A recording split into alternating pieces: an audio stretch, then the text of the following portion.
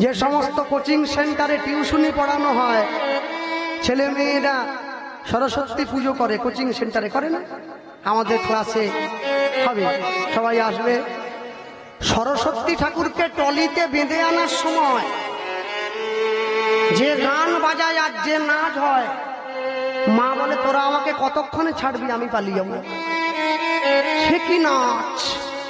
পড়াশুনো এমনি মাথায় উঠে গেছে, আর বিরাট বড় বড় গান চলে। মা অবাক হয়ে গেছে, মন্দিরটা বন্ধ করে দিয়ে ভগবানের চরণটা জড়িয়ে ধরেছে। ও গো দয়াময়, ও গো কৃপাময়, শুধু করুণা করো মোরে, করুণা করো মোরে। ও গো দয়াময়,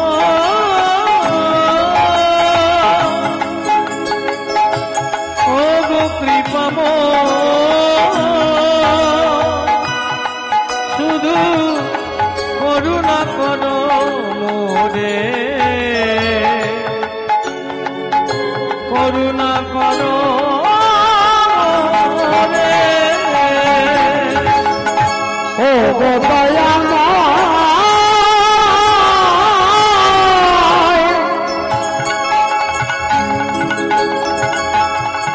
ও গো কৃপাময়, শুধু করুণা করো মোরে, করুণা করো মোরে। ও গো দয়াময়,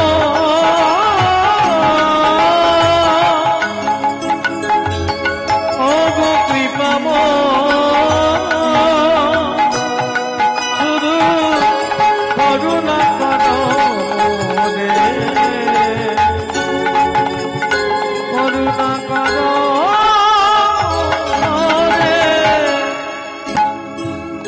কাকে করুণা করবে? পশ্চিম মেদিনীপুরের শেষ বর্ডার, কীর্তন করতে গিয়েছি, কমিটির ছেলে মেয়েরা এসছে, গাড়ির থেকে যন্ত্রপাতি ব্যাগ ট্যাগগুলো নামিয়ে নেবে বলে আমাকে বলছে, দাদা গাড়ির ওপরে কি লিখেছেন ওটা ওই যে সামনে? কি তুমি পড়তে পারছো না? বলে না, কি বলুন না। আমি জয় নিতাই লেখা আছে। ও ঘুরে আমাকে প্রশ্ন করছে, কে হয়? আপনার বাবা। মাঝে মাঝে ভাবি, আমাকে ভগবান তুমি তুলিয়ে নাও, কেন রেখেছো এখন? জয় নিতাই লেখা আছে, আমাকে বলছে কে হয়? আপনার বাবা। বলে আমার বাবা নয় গো, তোমারও বাবা, তোমার বাবারও বাবা। হ্যাঁ হ্যাঁ হ্যাঁ, কি বলছেন? বলে হ্যাঁ। ঠাকুর মন্দিরে দুটো ছেলে দাঁড়িয়ে আছে, দেখেছে, হাত তুলে। বলে হ্যাঁ, গৌর নিতাই নাকি বলে, সঠিক নয়, নাকি বলে। বলে অক্ষয় কুমারের বউয়ের নাম জানো? বলে হ্যাঁ মুখস্থ। অক্ষয় কুমারের বউকে চেনে, নিতাই গৌরকে চেনে না। এই হচ্ছে বাঙালি। ও গো দয়াময়,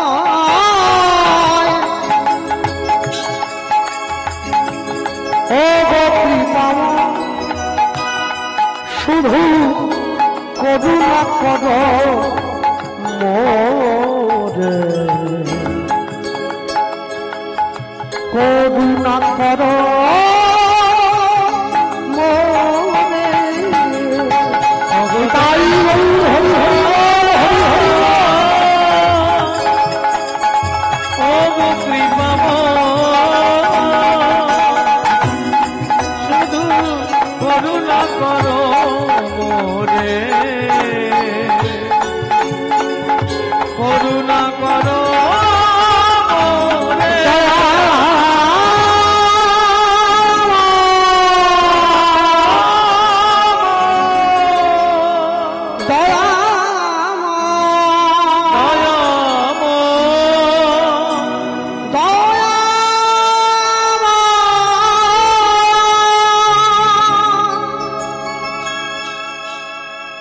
গোপাল সিংহ কে আমি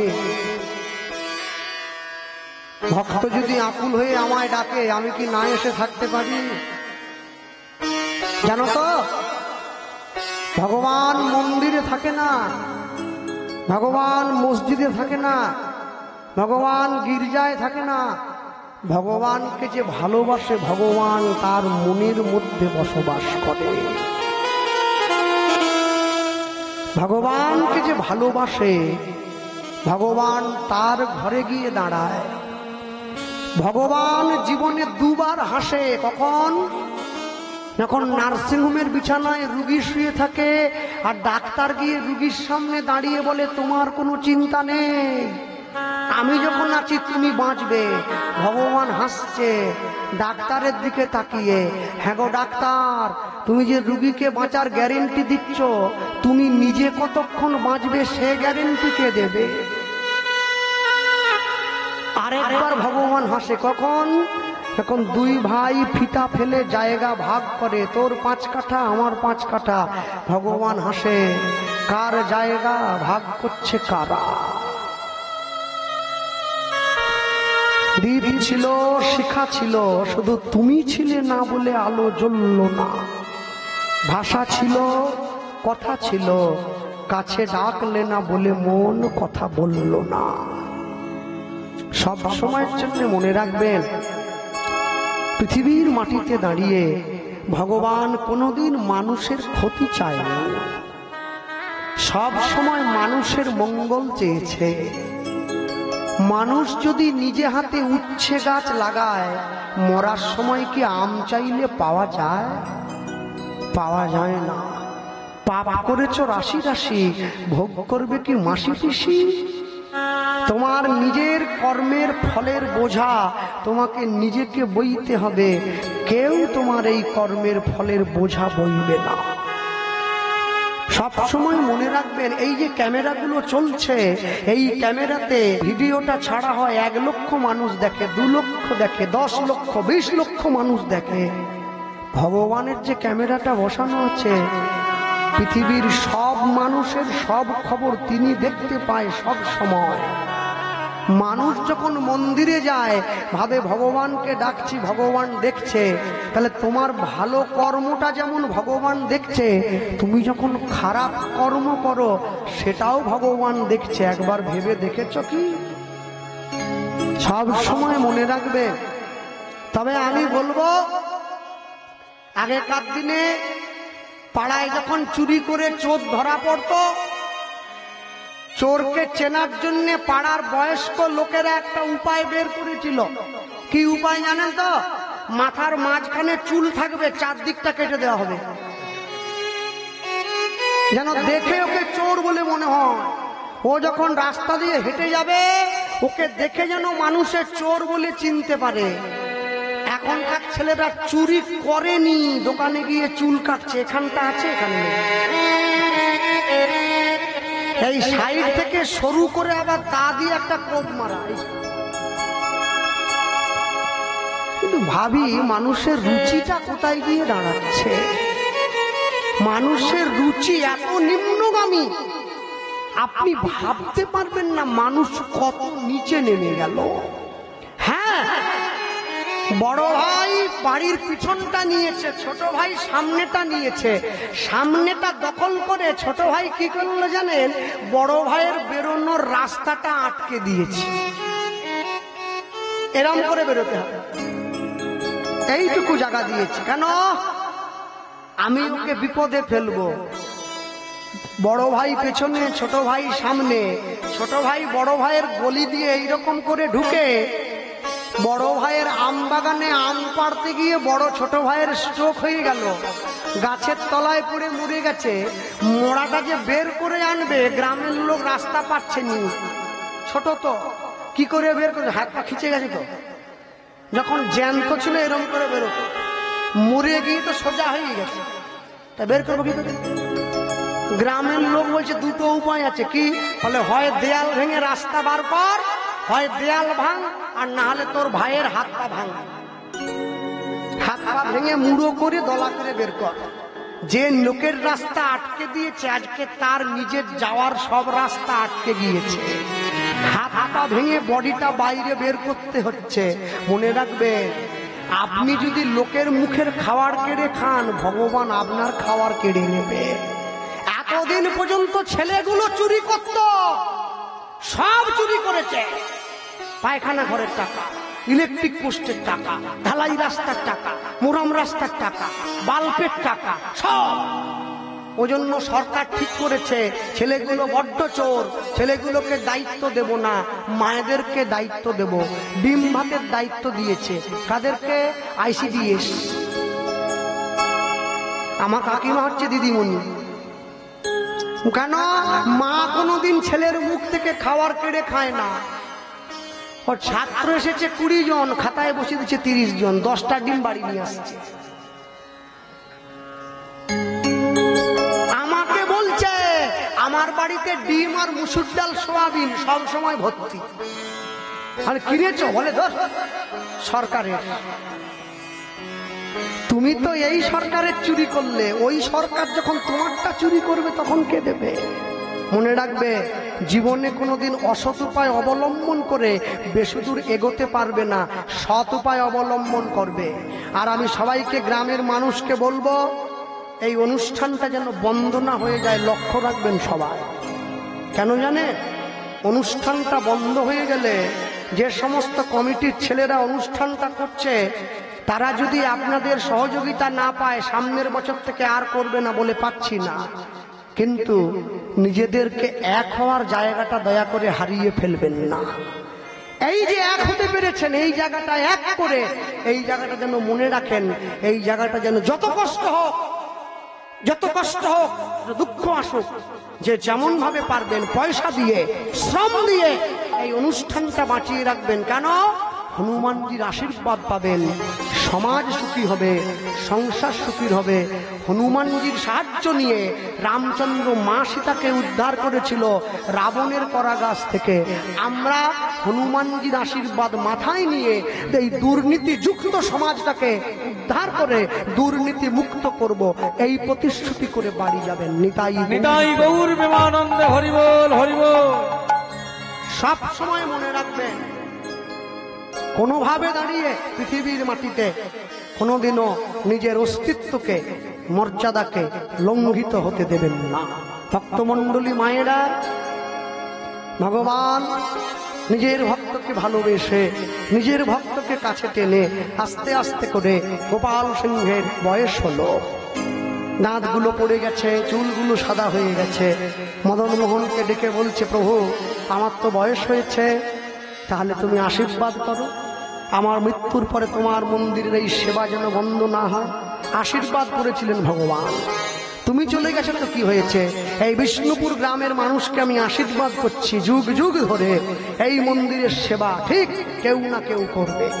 আজও পর্যন্ত একইভাবে যদি আপনারা বিষ্ণুপুরে যান, গেলে দেখবেন গ্রামের মানুষ মদন মোহনকে নিজের সন্তানের মতো ভালোবাসে।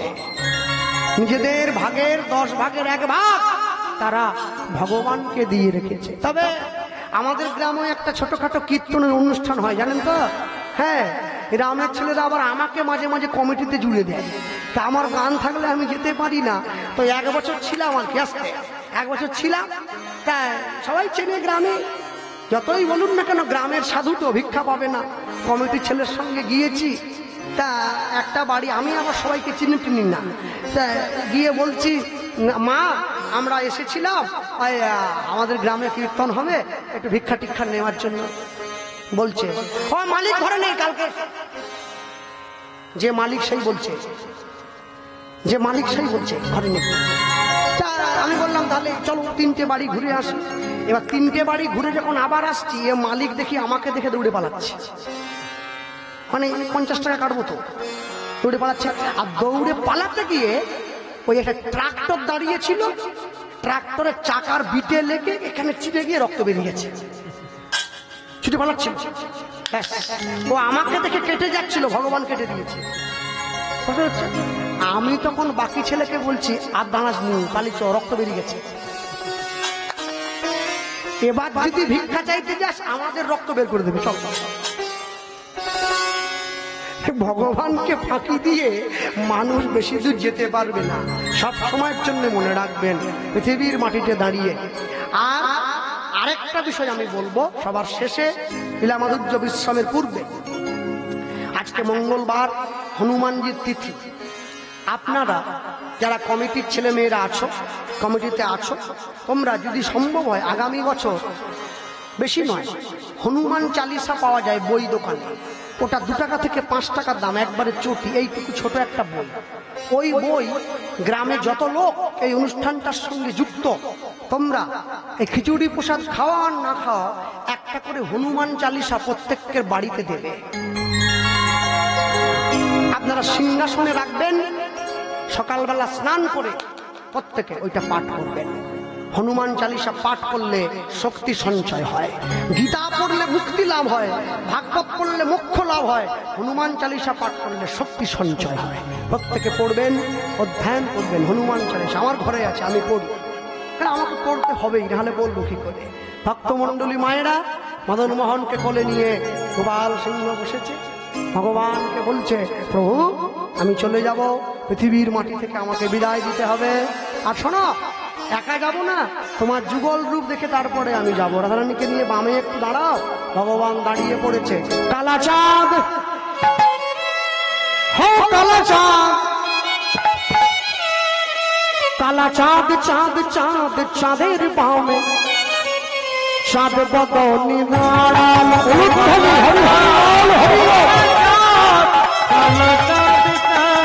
চাঁদের বামে চাঁদ বদনি দাঁড়ালো।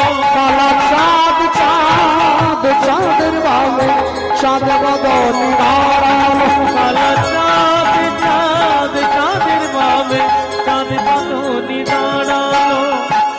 চাঁদ বদনি দাঁড়ালো, মোদের প্রেমময়ী দাঁড়ালো। চাঁদ বদনি দাঁড়ালো, মোদের প্রেমময়ী দাঁড়ালো। চাঁদ বদনি দাঁড়ালো, মোদের প্রেমময়ী দাঁড়ালো। চাঁদ বদনি দাঁড়ালো, মোদের প্রেমময়ী দাঁড়ালো। কালা চাঁদ, ও কালা চাঁদ, কালা চাঁদ, চাঁদ চাঁদের বামে, চাঁদ বদনি দাঁড়ালো। কালা চাঁদ, কালা চাঁদ, কালা চাঁদ চাঁদ চাঁদের বামে চাঁদ বদনি দাঁড়ালো।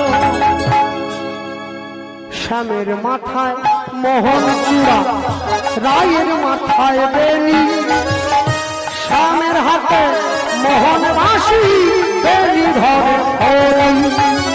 শ্যামের মাথায় মোহন চূড়া, রায়ের মাথায় বেনি, শ্যামের হাতে মোহন বাঁশি, বেনি ধরে হরি। শ্যামের মাথায় মোহন চূড়া, রায়ের মাথায় বেনি, শ্যামের হাতে মোহন বাঁশি, বেনি ধরে হরি। শ্যামের মাথায় মোহন চূড়া, রায়ের মাথায় বেনি, শ্যামের হাতে মোহন বাঁশি, বেনি ধরে হরি। কালা চাঁদ, চাঁদ চাঁদের বামে, চাঁদ বদনি দাঁড়ালো। তাই হরি হরি হরি হরি বল। চাঁদ বদনি দাঁড়ালো। কালা চাঁদ, চাঁদ চাঁদের বামে, চাঁদ বদনি দাঁড়ালো। কালা চাঁদ, চাঁদ চাঁদের বামে চাঁদ বদনি দাঁড়ালো।